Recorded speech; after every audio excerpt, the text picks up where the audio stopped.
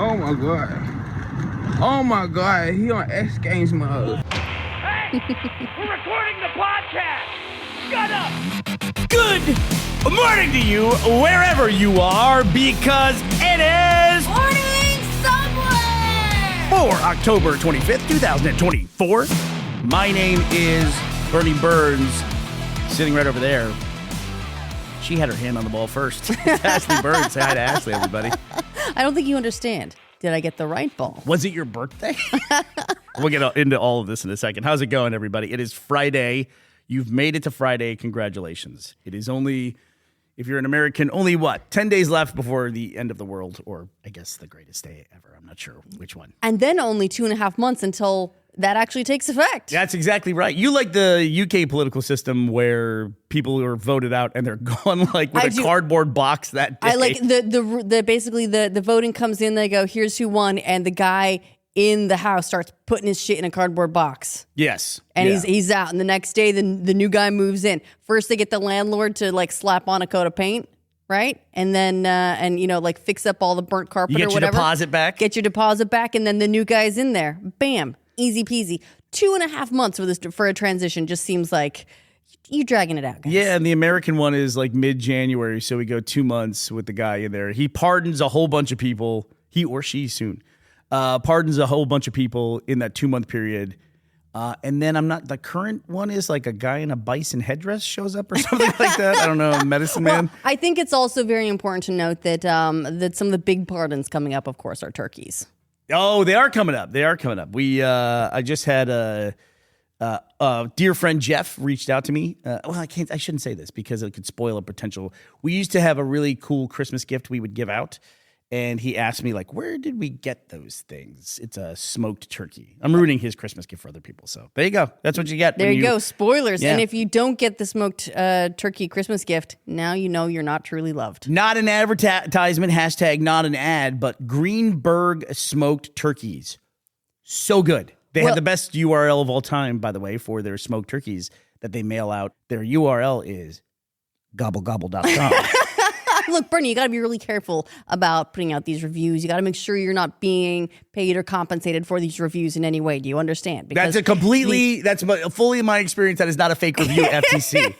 Because the rule against writing fake reviews is now in effect for the FTC, so you can be fined up to like $50,000 over fake reviews now, or undisclosed paid reviews. You know what? Allow me to say in regards to that, I think the iPhone is a great product. I use it every day, and I don't have any problems with it ever.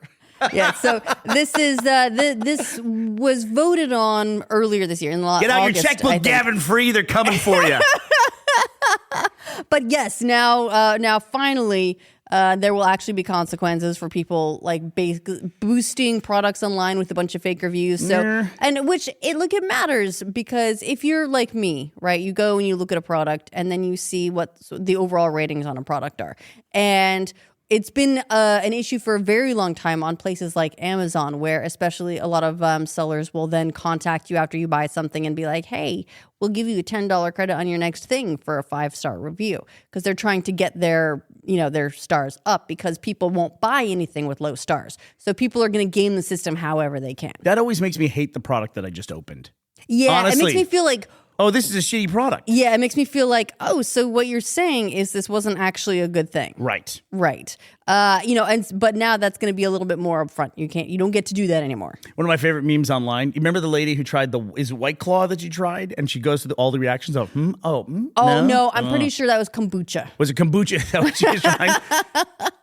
And the reaction of her going, at the end was, and the meme format is her having a negative reaction to something, and then like, maybe so.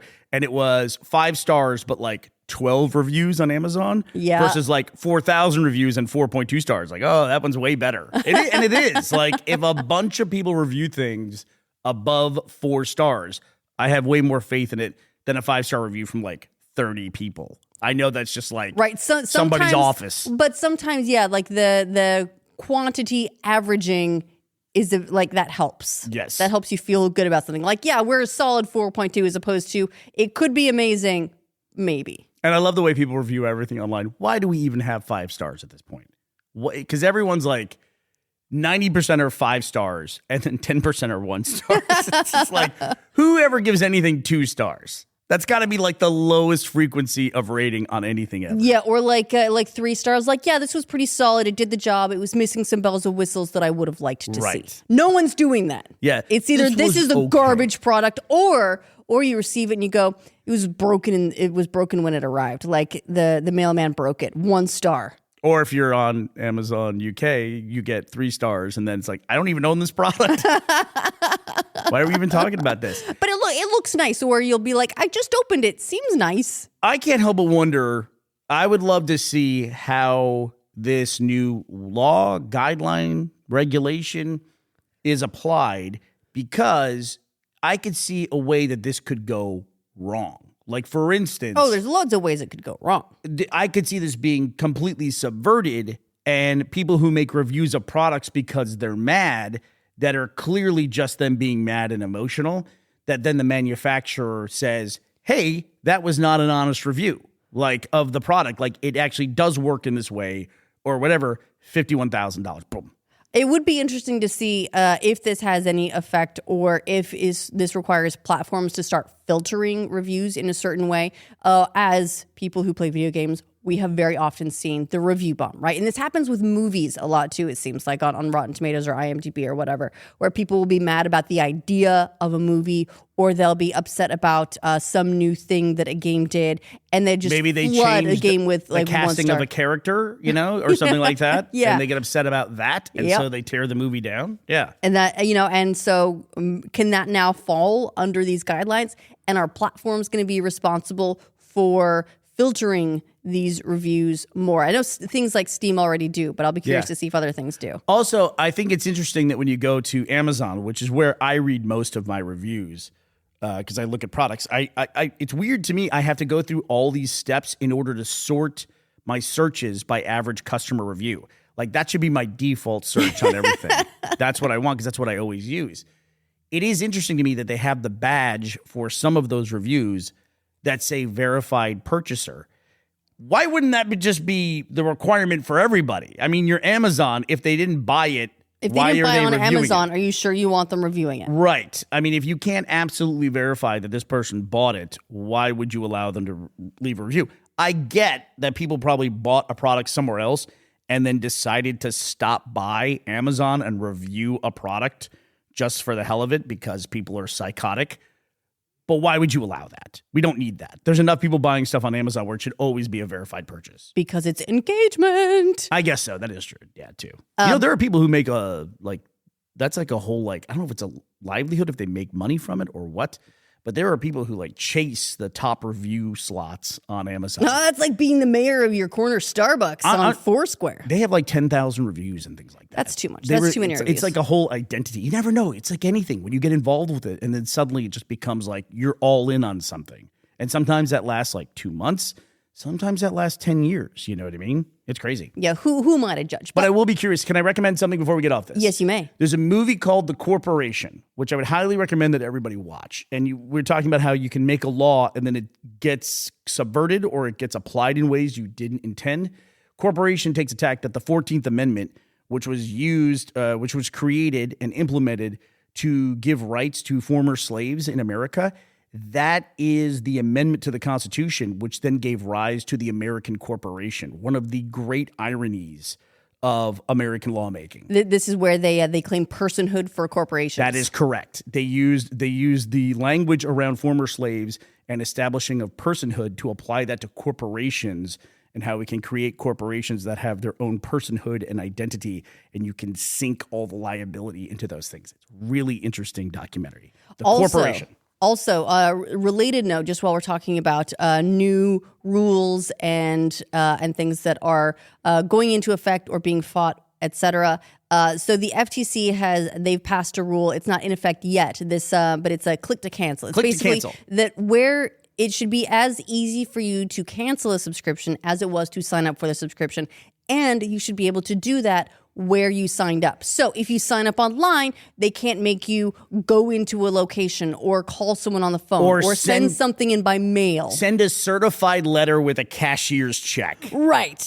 In order to cancel, which is it's something that a lot of companies in the past have done, because any barrier they can put into unsubscribing means that you're going to stay on the service longer. Ashley, this sounds like a totally reasonable law, and I'm sure everyone has fully accepted this and is saying, I'm glad we all finally have this. Especially all those corporations with personhood. The personhood corporations are suing to stop it. What? Go figure. The ones that no one will be surprised by. So 3 industry groups. It's the NCTA, the Electronic Security Association, and Interactive Advertising Bureau. So basically cable industry, home security companies, advertisers, and I'm not going to be surprised if Big Jim gets in on this too. Big Jim.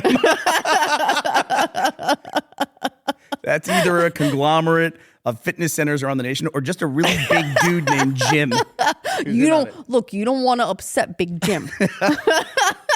I mean, it would be weird to be in an industry where you're renowned for having just shitty memberships, right? Right. And yet it's something that these companies have sort of thrived on for decades. And so and how do you market yourself as we're the gym that it's easy to cancel? It's not the best business model. What do you do? Like, when you realize that you never use us, go ahead and cancel. You know what? Just go ahead and leave us. We're not that great anyway. Yeah, so these companies are now doing their best they're actually suing the FTC over this new rule, saying name that and shame. Their complaint alleges the rule is arbitrary, capricious, and an abuse of discretion.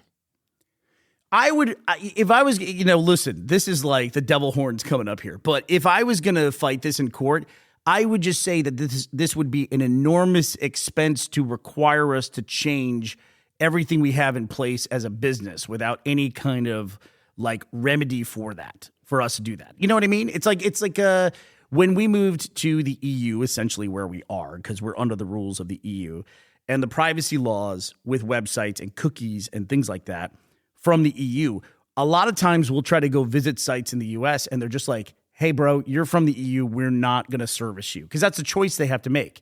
Either have the egregious cookies or do you accept this? Do you accept that? Do you accept this other thing? Or they just turn it off entirely. And so many places just turn it off entirely because it's too much expense for them to maintain that. Yeah, we find that a lot with like local news sites. Like if you Fox 10 Boise. Yeah. It's too expensive for them to comply with GDPR. And they don't really care if some dude in Europe is trying to get to their site.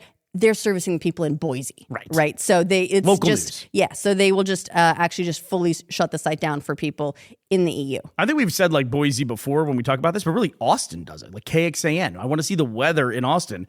I can't go to KXAN and see local news stories in Austin. Why would you want to see the weather in Austin? Why would you You're ever not even want in this? Austin. Why would you? So now they're just arguing in court that we just don't want to do this because it's not fair. Yeah, they're basically saying you can't make us do that. But speaking of spending a lot of money, Bernie, to try to update infrastructure and things, San Francisco Municipal needs to update their rail system off of floppy disks, Bernie. Do you know what that's going to cost them?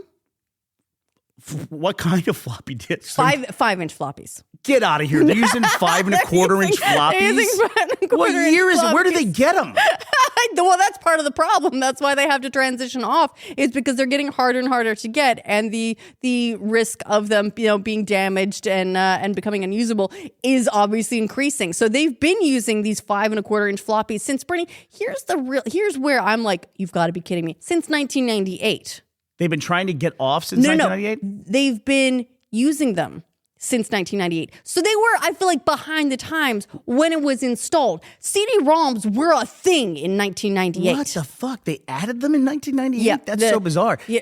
Also, adding them in 1998, just the fact that they added 5 1/4 inch floppies and not the 3.5 inch floppies is a weird thing. This is the oldest conversation in the world, by the way. Do you remember, you're an old school computer user. Do you remember the window of time when there was 5 1/4 inch floppies, which those are the big square black ones that are floppy? Yeah, the big fat ones that go. If you look at it closely, it kind of looks like a record inside of a little plastic It looks case. very much like that, yes. It's kind of what it looks like. That's how old this is. And then we went from that, and then we got the new updated ones, which were, I believe, the 5 1/4 inch floppies held 720 KB, and then the 3 1/2 inch floppies held 1.44 megabytes, if I recall correctly. So huge upgrade, and they were like in this hard plastic shell and everything. Do you remember there was a period of time where people would refer to 3 1/2 inch floppy disks as hard disks? I do. Because they were harder than the floppy ones. So it looks like a quick Google here, capacity of a floppy disk. The 5 1/4 inch floppy disk was standard on every computer, holding approximately 360 kilobytes. Well, I said 720, but that's the double-sided floppy. I'm not kidding. It is the double-sided. So the San Francisco rail is currently running on these 5 1/4 inch floppy disks in DOS. Okay. And they need to make a change. Now I have to look at what's a 3 1/2 inch floppy. What did that hold? Okay. It's 1.44 megabytes, okay. right? And it's going to cost them $200 million. What? To get off this floppy drive. Yeah. How? It would take like an afternoon. They hold 360K. Just like get a coder on it. You see like the guy coming in with like his Vans and like a tie-dyed shirt, and you know that the IT guy is on his way to take care of the San Francisco Muni. Listen, people of San Francisco, home of the Bay Area Giants, we will do it for $190 million, right? We'll do this for you. Well, here's the thing. I'm not sure we're going to be able to compete. The firm they're bringing in to fix this, Bernie? Who? Hitachi. Yeah, I'm talking about the magic wand guys. Well, they also make like hydraulic lifting equipment. Hitachi makes everything. They don't just make the enormous like jackhammer vibrator. They also I'm sorry, Bernie. It's a neck massager. Can you imagine trying to hold that thing to the back of your neck? Can you imagine a more incorrect ergonomic design for reaching the back of your neck? Your back. Well, the good news is, though, that Hitachi actually does have some experience in this field. Apparently, they run the rail systems for like 50 countries. What? Yeah, Hitachi. What the fuck are they doing over there? Big rail. Yeah. Big rail. There's a joke in there somewhere.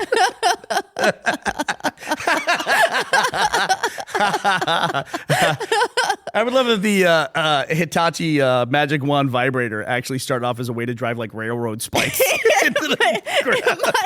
It was, in fact, it's just a scaled down jackhammer.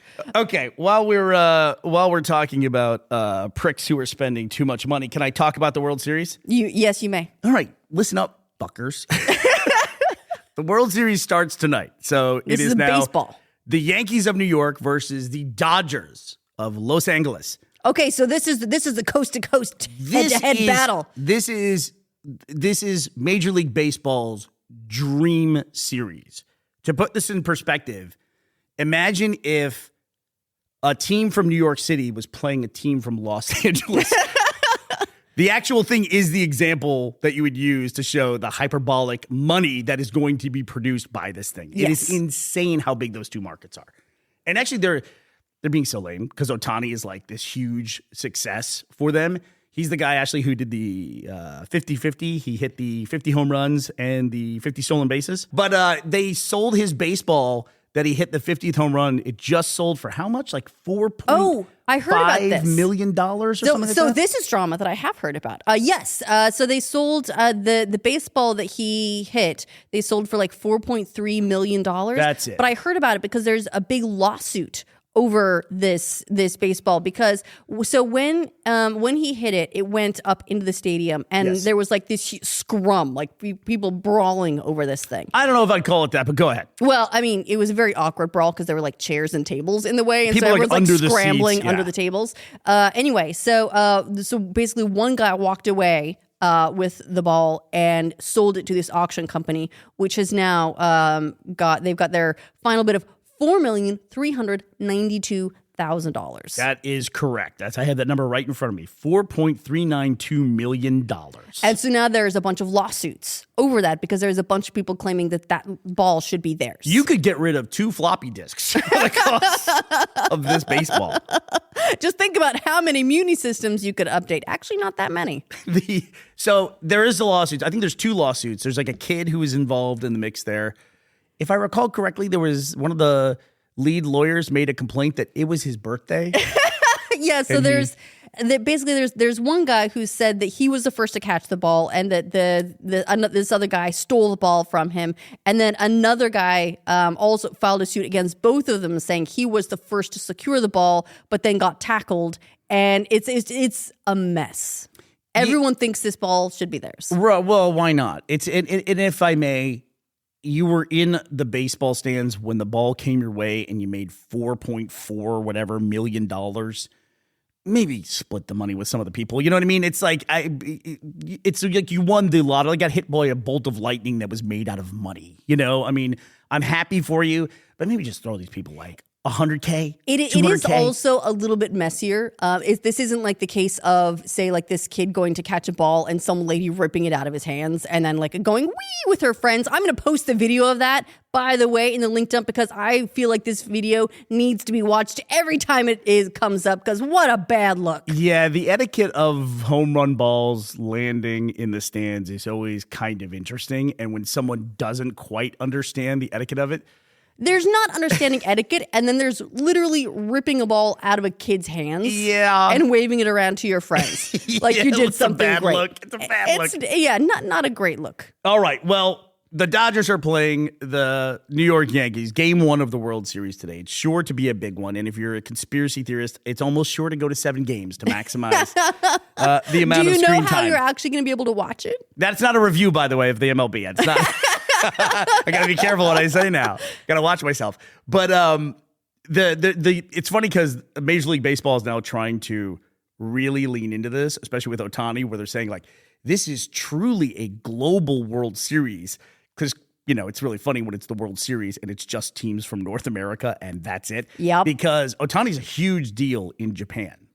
Absolutely. Yes. A big deal here, but also it's great we have players coming over. I love the Japanese invasion of Major League Baseball, personally.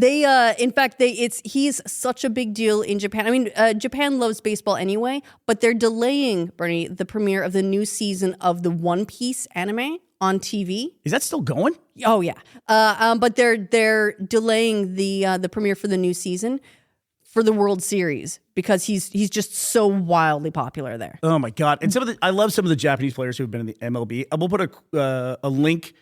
I'm sure there's a lot of compilations of Kawasaki from the Blue Jays. Oh my God. He's got so many hilarious interviews of him talking to reporters.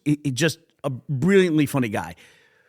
But the thing that people keep talking to me about is because they found out that I was a Dodgers fan. They're all saying like, how do you feel about the Dodgers like paying all this money and like, you know, basically building an all-star team and stealing a championship? Well, let me tell you what I found out, Ashley. Okay. So this sounds like there's some business going on here. Talk to me. Sportingnews.com. And this is from an article that was about the Cleveland Guardians, who you may remember were in the championship series against the New York Yankees. Did they buy, let's see, the Guardians, did they buy that franchise from the Gahool? What's keep your nerdy references out of this. This is serious baseball talk. So this was an article showing how the salaries for the Guardians differed so greatly from the other team in the championship series. Allow me to read you the payrolls for the teams that were in the championship series. The Guardians only had a total payroll of $106 million. Well, that's only going to fix half of San Francisco Muni. Coming in at number 3 were the LA Dodgers, number 3 with $241 million. Coming in at number 2, $309 million, the New York Yankees. And who was number 1? $317 million, the New York Mets. So I don't want to hear all this horse shit about it. And they even broke it down further because, you know, when you have a payroll in baseball, there could be players who are on injured reserve or contracts you're fulfilling for teams that went to, players that got traded to another team. So they did just their active payroll. Guardians were $50 million. Get a job, losers. The Dodgers, $171 million. The Mets, $186 million. The Yankees, active roster, $260 million. So all you Yankees fans who are out there saying that the Dodgers had paid to have this incredible team, they're almost $100 million below your active payroll. Get the fuck out of here. You're right. The Dodgers are a real underdog. Yeah, they are. Yeah. I'm glad you said it out loud. Yeah, with honest review there. I don't think the FTC's got a case against you, Ashley. All right, so good luck to all the teams. World Series starts tonight. It should go probably through to next week at the very least. So good luck to all the teams involved, especially the Dodgers. And we'd also like to say a very special thanks today to Stan, Joseph De La O, and Glenn Stacy. Thank you for sponsoring this episode of our show at patreon.com/Morning Somewhere. And I want to say a special thank you to Maria Gutierrez for today's Morning Somewhere shout. All right, well, that does it for us today, October 25th, 2024. We will be back to talk to you on Monday. We hope you'll be here as well. Bye, everybody.